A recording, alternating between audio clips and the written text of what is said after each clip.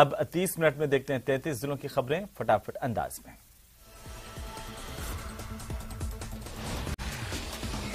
जयपुर के जवाहर सर्किल थाने में gangster Lawrence Bishnoi से पूछताछ जारी है। सूत्रों के मुताबिक पुलिस के साथ ही आईबी की टीम ने लॉरेंस से कई सवाल किए हैं, जिनमें ज्यादातर सवाल उन मददगारों के बारे में थे जो कि लॉरेंस की गैंग को बाहरी राज्यों से या फिर विदेश में बैठकर संचालित कर रहे हैं। इनमें हथियार तस्करी के अलावा रंगदारी वसूलने और गैंग को ऑपरेट करने को लेकर के भी सवाल पूछे गए।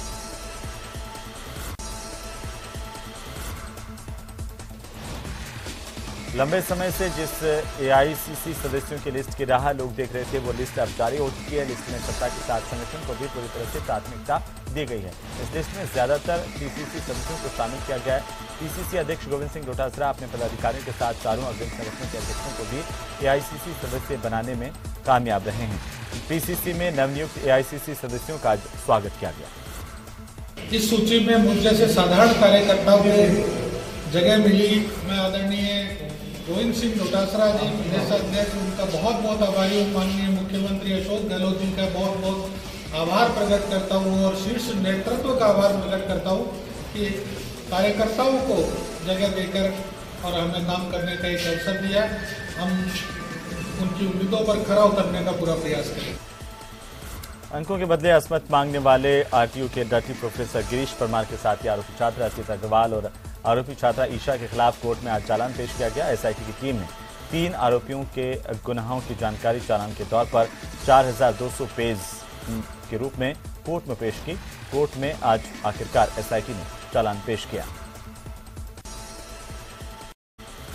अलवर में गोकशी का मामला सामने आया। मामले में पुलिस ने 2 आरोपियों को गिरफ्तार किया, वहीं अन्य आरोपी मौके से फरार हो गए।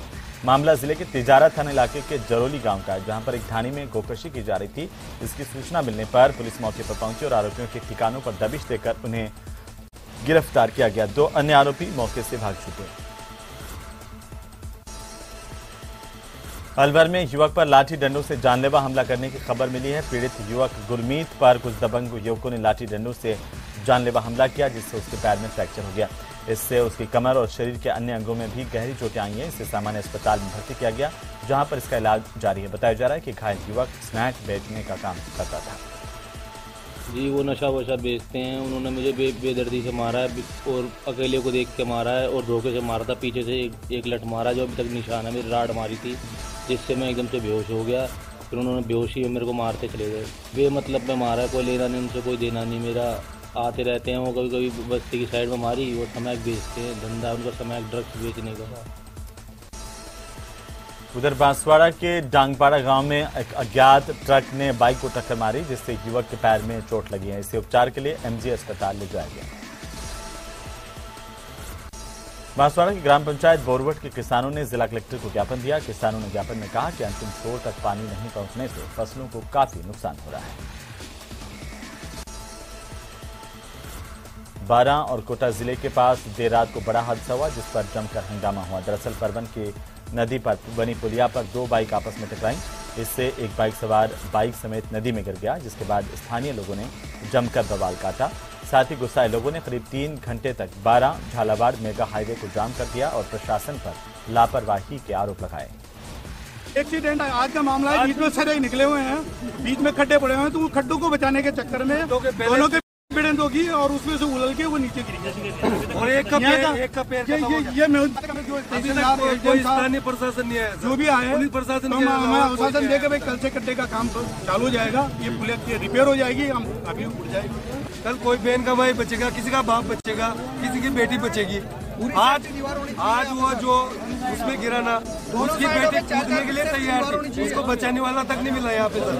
सिर्फ गड्ढों की वजह से उसमें गिरा है। भरतपुर जिले के गोपालगढ़ थाना इलाके के अपहरण किए गए 2 लोगों के भिवानी में शव मिलने के मामले को लेकर सियासत गर्माती जा रही है। विश्व हिंदू परिषद ने बिजली घर से रैली निकाल करके जिला कलेक्ट्रेट कार्यालय तक प्रदर्शन किया। कांग्रेस सरकार पर तुष्टीकरण के गंभीर आरोप लगाए।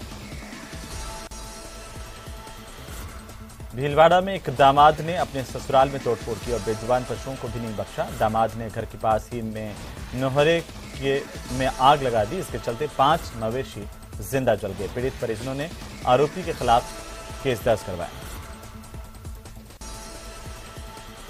बीकानेर के श्री डोंगरगढ़ रेलवे ओवरब्रिज बनाने की मांग को लेकर पिछले 1 महीने से धरना और क्रमिक अनशन का दौर चल रहा है, लेकिन सरकार की ओर से सुनवाई नहीं होने से खफा लोगों ने अब आंदोलन को तेज करने की चेतावनी दी है।